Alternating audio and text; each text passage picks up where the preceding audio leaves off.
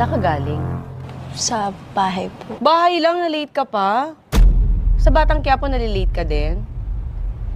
Talaga? O ba't dito late ka? Si kuya kasi kanina, Ano? nag-CCR. Sorry, promise, hindi na mauulit. Hindi na nga, di ka na din mauulit dito.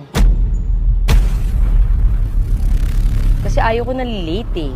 Tapos late-late kayo. Kasi nadama yung kuya mo. Totoo ba? Bakit hindi ka nag-ano na maaga? Alam niyo ba yung call time niyo dito? Opo, ready na po So kami. siya ang inintay niyo. Hindi, nakita mo ako, girl. Di ba, 3 pa lang, okay na. Hindi, so late ka nga. So attitude siya ganun. Dito lang. Eh, ba't dito attitude ka sa akin? Ba't ka na late? Pinaghintay mo. Alam mo, walang nagpapahintay sa akin dito. Tapos ikaw late ka?